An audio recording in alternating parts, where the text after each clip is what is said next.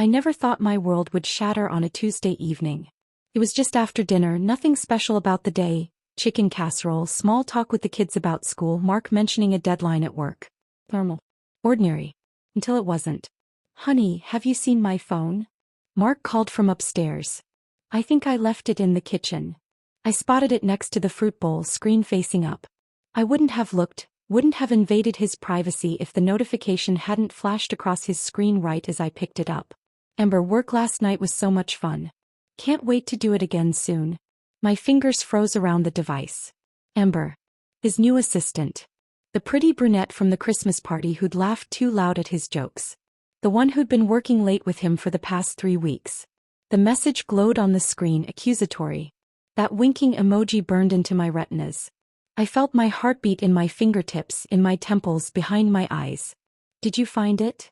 Mark's voice floated down from upstairs, casual and unconcerned. Got it, I managed, my voice steadier than I expected. 12 years of marriage had taught me something about hiding emotions, at least. I don't know what possessed me to do it. Maybe it was self-preservation, maybe it was a need for evidence, or maybe it was a silent scream for acknowledgement. I took a screenshot, my thumb moving almost without conscious thought. Then I sent the image back to his own number. A digital accusation. A silent, I know. Thanks, babe, Mark said, coming into the kitchen. He took the phone from my numb fingers, his face unchanged, unaware that I'd seen it. Unaware that everything had shifted. He kissed my cheek and went back upstairs to shower. Just like that. As if the ground hadn't opened beneath my feet. I stood in our kitchen, the one we'd remodeled together 2 summers ago, arguing good-naturedly about backsplash tiles, and tried to breathe normally. The kids were in the living room watching TV, their laughter creating a surreal soundtrack to my unraveling. What did last night mean?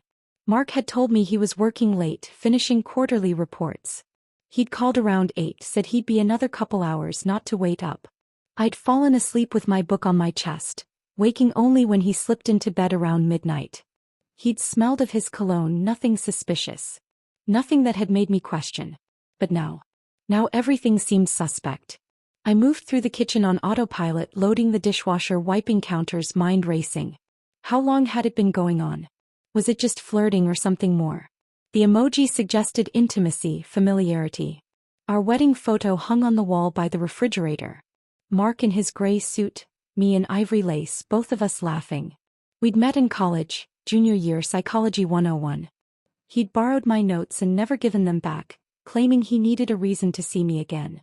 We'd been inseparable since, building a life brick by brick. Mortgage. Careers. 2 children. A shared Netflix account. 12 years of history, all called into question by 8 words and a winking face. Mom, can I have ice cream?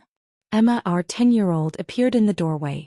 I turned, hoping my face looked normal. 1 scoop. Share with your brother. She grinned, gap-toothed and innocent, unaware that her family might be fracturing. I watched her skip back to the living room, calling to 7-year-old Ethan about the ice cream. My throat tightened. Whatever was happening between Mark and Amber, it wasn't just about us anymore. That night, I moved through our bedtime routine like a sleepwalker. Pajamas. Teeth brushing. Story time with the kids. A glass of wine I didn't taste. Mark worked in his home office, none the wiser that I'd seen the message. He hadn't checked his text messages yet. When we finally got into bed, I lay rigid beside him, staring at the ceiling fan spinning lazily above us. He scrolled through his phone and I waited, heart hammering, for him to find the screenshot. Weird, he muttered, and I heard confusion in his voice. Why would I send myself a screenshot? I said nothing, feigning sleep. He put his phone down after a moment and turned off the lamp. In the darkness, I could feel him settling into sleep beside me, his breathing growing slow and even. How could he sleep? How could he lie there, untroubled, while I burned with questions? Sleep eluded me completely. At 2:17 a.m. I slipped out of bed and took his phone from the nightstand. He never changed his passcode, my birthday always. A security measure that now seemed like a cruel joke. I scrolled through his messages with Amber, but there was nothing explicitly damning. Work discussions. Meeting confirmations. Casual banter. And then that message. I replaced the phone and went to the kitchen. Sitting at our island counter in the blue glow of the nightlight, I weighed my options. Confront him immediately? Gather more evidence. Talk to a lawyer? The thought made me queasy. We'd built a life together. A good one. 2 beautiful children who deserved stability. A home filled with memories. Was I ready to detonate all of that over one ambiguous text message? But wasn't that the problem? It wasn't really ambiguous. Not with that emoji. Not with the late nights. Not with the way he'd been distant lately, distracted during family time, always checking his phone. By morning I'd made a decision. I wouldn't confront him yet. I'd watch. Wait. Gather information. The screenshot I'd sent would be a warning shot across his bow, letting him know I was aware something was happening. His reaction would tell me volumes. As dawn crept through the kitchen windows, I made coffee and rehearsed normality. I heard the shower running upstairs, the kids beginning to stir. I checked my reflection in the toaster, eyes shadowed, mouth tight, and forced my features into something resembling calm. The woman in the distorted reflection looked back at me, unfamiliar after one sleepless night of doubt. I wondered how much more unrecognizable she would become in the days ahead. Because one thing was certain. That text message had changed everything, and there was no going back to the person I was before I read those 8 simple words. 3 days after discovering the message, I still hadn't confronted Mark. He'd seen the screenshot but hadn't mentioned it. Instead, he'd been unusually attentive, bringing home flowers, suggesting a date night, texting during the day to check in. His sudden devotion only deepened my suspicions. Saturday morning arrived with unexpected sunshine after a week of rain. Mark had promised to fix the leaking gutter on our porch, but at breakfast his phone rang. "It's work," he said apologetically, glancing at the screen. "I have to take this." I watched him step onto the back deck, closing the door behind him. Through the window I could see him pacing, gesturing emphatically. When he returned, his expression was carefully neutral. "Emergency at the office. System crash. I need to go in for a few hours." He wouldn't quite meet my eyes. "I called Jason to help with the gutter. He'll be over in an hour." My stomach tightened. On a Saturday? Can't it wait until Monday? Client deadline. He kissed my cheek. "I'll make it up to you. Promise." After he left, I stood in the driveway watching his car disappear around the corner. Was he really going to the office? Or meeting Amber? I hadn't planned on being alone with Jason today. Mark's younger brother had always been close to us, joining us for Sunday dinners and vacation trips. Did he know what Mark was doing? I kept busy until the doorbell rang at 10. Jason stood on the porch with a toolbox, wearing faded jeans and a Seahawks t-shirt. "Hey Sarah," he said with his easy smile. "Mark said something about a gutter?" "Northeast corner," I replied, leading him around the house. "The kids are at soccer practice. Just us today." Jason set up the ladder while I held it steady. The normalcy felt surreal, standing in my yard on a sunny morning as if my world wasn't collapsing, making small talk about the weather and his new job. "How's Amber working out?" I asked suddenly, my voice casual. His hands fumbled with the screwdriver. "Mark's assistant? Fine, I guess. Haven't met her yet." The slight hesitation told me everything. I changed the subject, but the seed was planted. After he'd cleared the debris from the gutter, Jason came down the ladder. "Mind if I grab some water?" "Help yourself," I said, following him inside. In the kitchen, he gulped down a glass of water while I pretended to organize mail on the counter. My chance came when his phone chimed. "Could you check that? Might be Mark asking about the gutter." Jason nodded, hands wet from washing them in the sink. "My phone's in my jacket. Could you grab it?" I retrieved his phone from the entryway, but it was Mark's phone that chimed again from the coffee table. He'd forgotten it in his rush to leave. An unusual mistake for someone so attached to his device. "That's Mark's phone," Jason said, drying his hands. "He must have forgotten it." I picked it up. "I should let him know he left it. He might need it." "I can take it to him after I finish here," Jason offered too quickly. "Let me just text him from your phone first," I said, holding out my hand for Jason's device. He reluctantly handed it over. I made a show of typing a message while watching him from the corner of my eye. He shifted his weight, glancing repeatedly at Mark's phone on the counter. "Actually," I said, setting down Jason's phone, "I should check if he sent any updates." Before Jason could object, I picked up Mark's phone.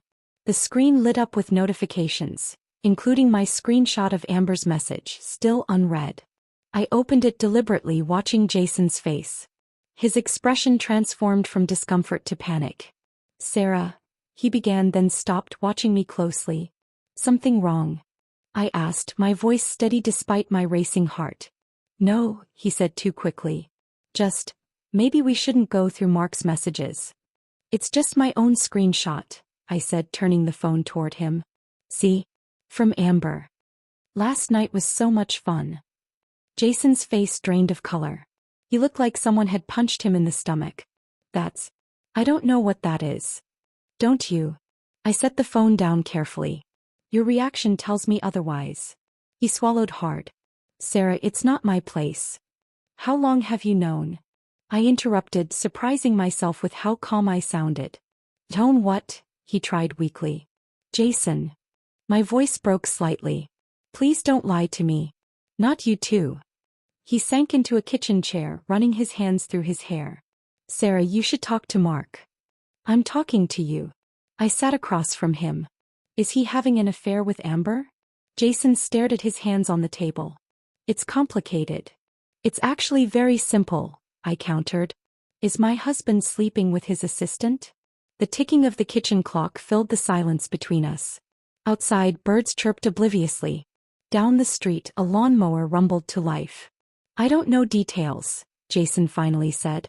"But he's been meeting her outside of work." The confirmation hit harder than I expected. Knowing something and hearing it confirmed were worlds apart. "How long?" I managed. "A couple months, maybe?" His voice was low. "He doesn't tell me everything. I've covered for him once or twice." "Covered how?"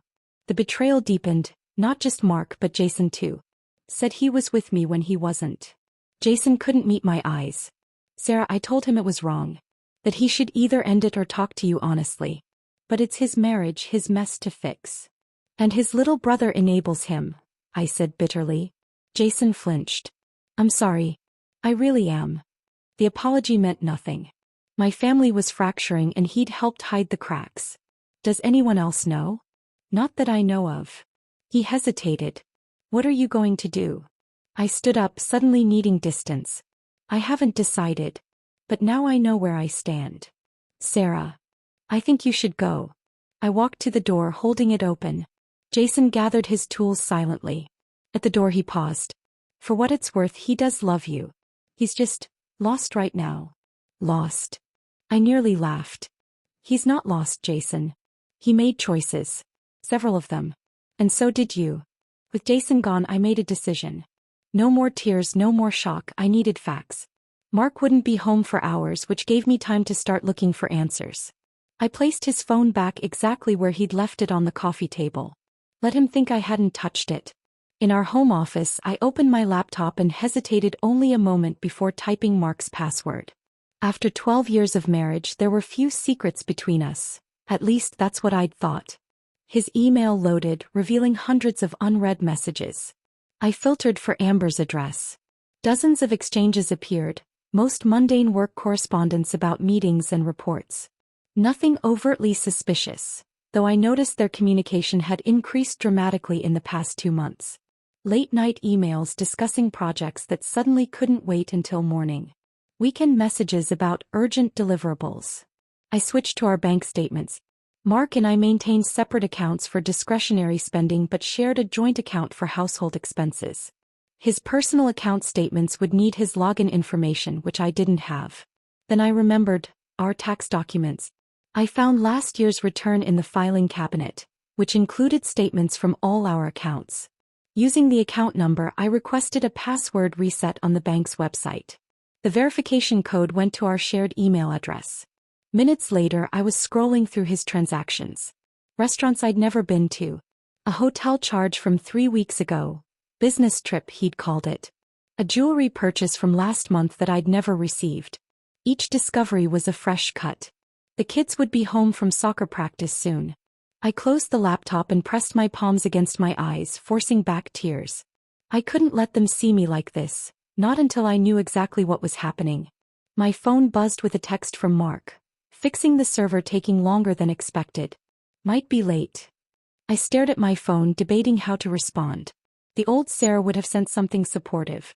The new Sarah, the one born 3 days ago when she saw that message, typed, "No problem. Jason fixed the gutter. Dinner at 7. Casual. Normal." As if I wasn't systematically uncovering his betrayal. After the kids returned and settled in with snacks and video games, I went to our bedroom and opened Mark's side of the closet. Nothing seemed out of place, though I noticed a dress shirt with a faint smudge of something pink on the collar. Lipstick? I dropped it into the laundry basket. His sock drawer revealed nothing unusual, nor did his nightstand. I felt both relieved and disappointed. Part of me wanted definitive proof, something I could hold in my hands and say, "This is why my marriage is over." As I straightened the bedroom, my gaze fell on Mark's tablet charging on his nightstand. He used it mainly for reading and casual browsing. I picked it up, swiping open the screen. The browser history had been cleared, unusual for Mark, who rarely bothered with such things. But the email app was still logged in. I tapped it open, finding mostly the same messages I'd already seen on his computer. Then I noticed a folder labeled Work Projects. Inside were exchanges between Mark and Amber that weren't in his main inbox. Messages that had been moved, hidden away. I sat heavily on the edge of the bed as I scrolled through them. "Can't wait to see you tonight. Missing your touch already. Last meeting was too short. Need more time alone next time." And photos. Nothing explicit but intimate nonetheless. Amber in a restaurant, smiling over a glass of wine. Mark and Amber with their heads close together, laughing.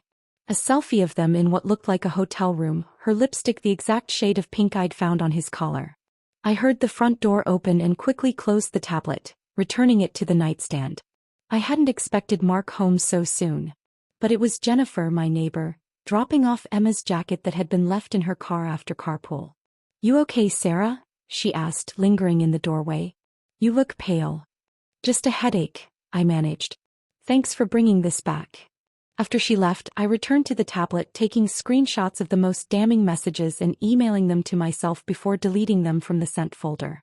Evidence secured. That evening, I served dinner as usual. The kids chatted about soccer practice while I pushed food around my plate. Mark arrived just as we were finishing, apologizing for his lateness. "Server issues all fixed?" I asked, my voice carefully neutral. "Finally," he sighed, kissing the top of my head. "What did I miss?" "Not much," I replied.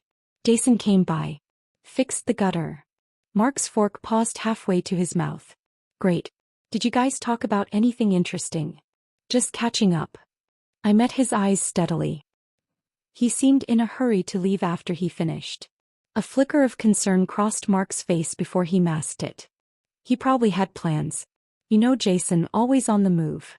Later, after the kids were in bed, I called my sister Kate under the pretense of going outside to check the mail. "I need a favor," I said quietly, standing in our driveway in the cool evening air. "Can you take the kids next weekend? I don't want to explain why yet, but it's important." "Of course," she said without hesitation. "Is everything okay?" "No," I admitted. "But it will be. I just need some time to figure things out." The next day I did something I'd been avoiding. I drove past Mark's office building during lunch hour. I told myself it was just to confirm his story about working on Saturday, but really I needed to see her. The woman who had casually appended my life with 8 words and an emoji. I parked across the street and waited. At 12:15, Mark emerged from the building with a group of colleagues. Among them was a young woman with dark hair pulled into a sleek ponytail, Amber. Even from a distance I could see why she'd caught his eye. She laughed at something he said, touching his arm briefly. The gesture was small but familiar. Too familiar for a professional relationship. I'd seen enough. As I drove home, a strange calm settled over me. The pieces were all there now. The messages, the transactions, the hidden photos, and that casual touch I just witnessed. The puzzle was complete, the picture clear. Now I needed to decide what to do with this shattered image of my marriage. Confront him, leave him, try to save what was left? The pieces were gathered.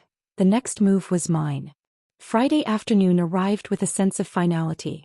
The kids were packed for their weekend at Kate's house, blissfully unaware of the storm about to break in our home.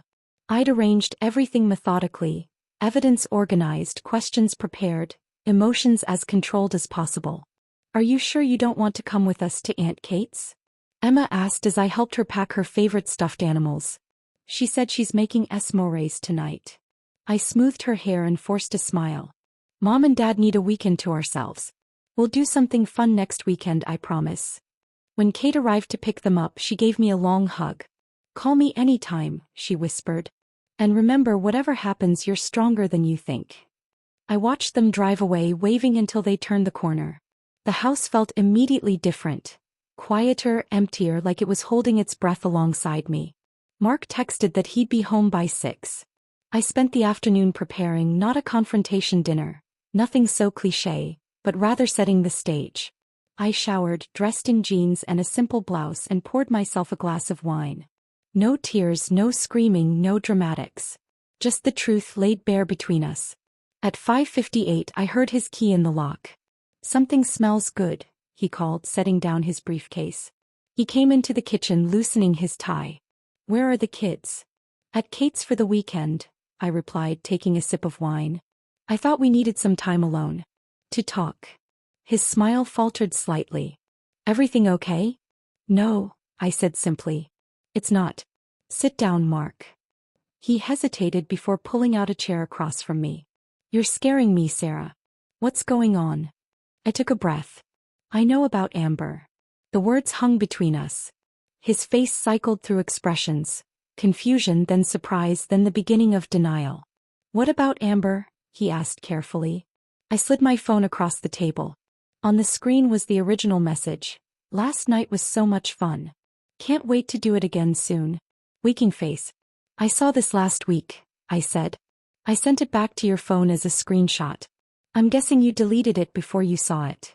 Sarah, that's just... Don't. My voice was quiet but firm. I have the hotel receipts. I have the messages from your work projects folder. I talked to Jason. I saw you with her outside your office. I know, Mark. The color drained from his face. He stared at the phone, then at me, his mouth opening and closing without sound. How long? I asked. He ran a hand through his hair. Sarah, it's not what you think. How long? Each word was precise, edges sharp enough to cut.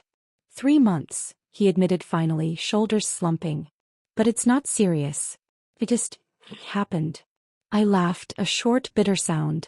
Things like this don't just happen, Mark. You made choices. Multiple choices over and over again. I know. He looked down at his hands. I got caught up in something I couldn't control. Couldn't, or didn't want to. I stood needing to move. You had control when you stayed late with her. When you took her to dinner. When you booked that hotel room. I messed up, he said, voice cracking. I know I messed up badly. That's not enough, I replied. I need to understand why. We have had a good marriage. 2 beautiful children. Was it worth risking all of that? For what? Excitement? Flattery from someone younger. He flinched. It wasn't about her age. Then what was it about?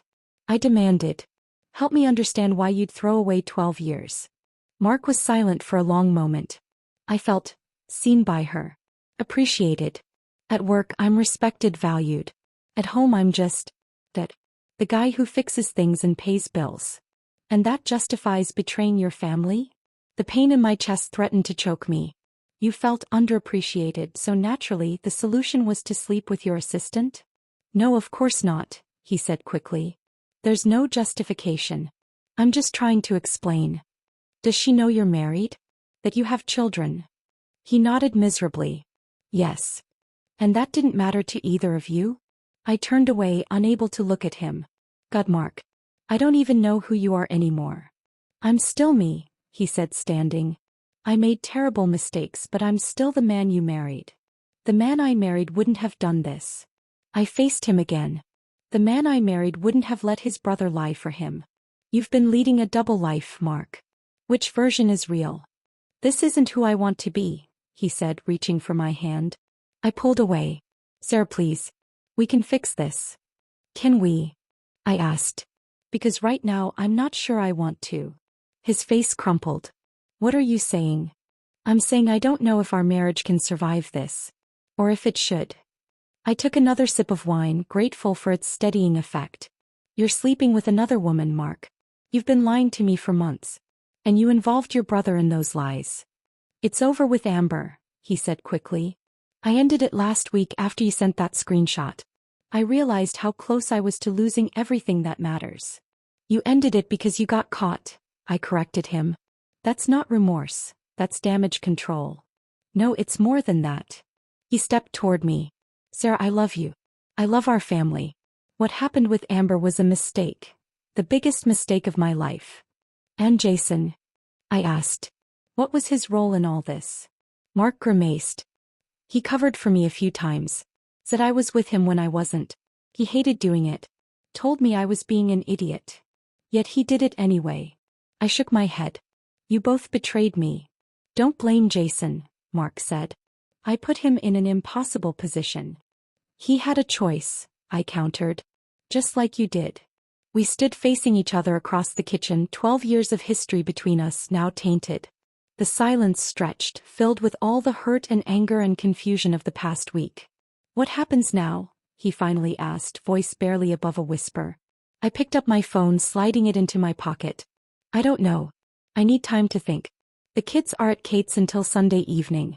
I've booked a hotel room for myself tonight. You can stay here. You're leaving. Panic etched into his voice. Just for the night, I said. I can't be in this house with you right now. I can't look at our bed and not wonder if you've been thinking of her when you're with me. Sarah, please. I need space, Mark. I picked up my overnight bag from beside the door. We both do. When I come back tomorrow, we can talk more about what happens next. I'll do anything, he said desperately. Counseling, whatever you need. I can't lose you. I paused at the door, looking back at this man I'd loved for so long, now a stranger in so many ways. You should have thought of that 3 months ago. As I walked to my car, I felt oddly calm. The confrontation was over, and somehow I'd made it through without falling apart. The hard part was still ahead, deciding whether to try rebuilding what he'd broken or to walk away and start anew. But for tonight, I'd given myself permission to breathe, to think, to be alone with the truth finally out in the open. The hotel room was impersonal and cold, but it offered something my home couldn't that night: neutrality. No memories lingered in these beige walls. No photos of happier times stared back at me. Here I could think without the weight of our shared history pressing down on every decision. I kicked off my shoes and sat cross-legged on the bed, staring at my phone. Mark had called twice and texted several times. I hadn't responded. Instead, I opened my contacts and called someone I hadn't spoken to in months. Sarah. My old college roommate Diane sounded surprised. Is everything okay? Not really, I admitted. My marriage is falling apart and I could use a friend who isn't connected to Mark. For the next hour I told her everything. She listened without interruption, and when I finished she didn't offer platitudes or immediately tell me to leave him. What do you want, Sarah? She asked simply. Not what you think you should want or what others would want in your place. What do you want? I stared out the window at the city lights. I don't know anymore. Then that's your first step, she said gently. Figure that out before you decide anything else. After we hung up, I ran a bath and sank into the hot water, letting my mind drift. What did I want? The easy answer was to turn back time, to never have seen that message. But life didn't work that way. Did I want my marriage? The comfort and history we shared? The family unit we'd built? Or did I want freedom from the betrayal, the chance to rebuild my life on my terms? The questions followed me into sleep and greeted me when I woke. By morning I still didn't have answers, but I felt stronger, more centered. I wasn't making any decisions today. Today was for gathering myself. I checked out of the hotel just before noon and drove not home, but to the small lake outside town where I used to jog before the kids were born. The path around the water was quiet for a Saturday, just a few other walkers and the occasional runner. 2 laps around the lake later, my phone buzzed with a text from Kate. Kids are having a blast. How are you holding up?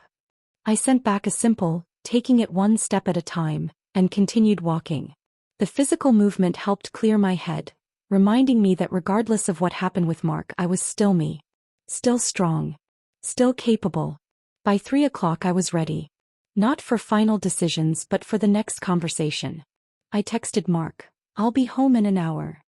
He was waiting in the living room when I arrived, eyes red-rimmed, wearing the same clothes from yesterday. The house was spotless. His way of channeling anxiety had always been cleaning. Thank you for coming back, he said, voice rough. I wasn't sure you would. I said I needed a night, I replied, setting down my bag. Not that I was leaving forever. He nodded, hands fidgeting. I haven't slept. I kept thinking about everything I've risked, everything I might lose. I sat in the armchair across from him, maintaining distance. I've been thinking too. About what I need going forward. Anything, he said quickly. Name it. First, complete honesty. I need to know everything, when it started, how often you saw her, if there were others before her. He flinched at the last question but nodded. There's never been anyone else. It started at the Christmas party. We flirted, nothing happened that night. But after we started texting. Working late together. It crossed the line in February. The business trip to Denver? He nodded, shame evident in his expression. Second, I continued, you need to transfer her to another department or help her find another position. You can't work directly with her anymore. Already done, he said. I spoke to HR yesterday. She's moving to the Seattle office next week. I raised an eyebrow, surprised by his initiative. Third, we need counseling. Both marriage counseling and individual therapy for you. This doesn't happen in a healthy relationship, Mark. You need to understand why you made these choices. I've already found a therapist, he said, pulling out his phone. And I've researched marriage counselors. I have a list of options for us to consider. His preparation caught me off guard. I'd expected resistance, excuses, maybe even resentment. Instead, he seemed resolute, determined. Fourth, you need to talk to Jason. Your relationship with your brother is your business, but he and I need to have boundaries. I can't have him in my home pretending everything's normal when he helped you lie to me. Mark nodded solemnly. He came by this morning. Wanted to check on me, on us. I told him how badly I'd messed up, how wrong we both were. He wants to apologize to you himself. I'm not ready for that, I said honestly. Maybe someday, but not yet. I understand. We sat in silence for a moment, the ticking of the clock on the mantel marking time between our old life and whatever came next. What about us? He finally asked, voice barely above a whisper. Is there still an us to save? I met his gaze, steady and clear-eyed. I don't know yet. I love you, Mark. 12 years doesn't just disappear overnight. But I don't trust you, and without trust, I don't know what we have. I'll earn it back, he said with quiet determination. However long it takes. It might not be possible, I warned him. You need to understand that. This might be something we can't come back from. I know. He leaned forward. But I have to try. You have to try. For us, for the kids. For the kids, I agreed.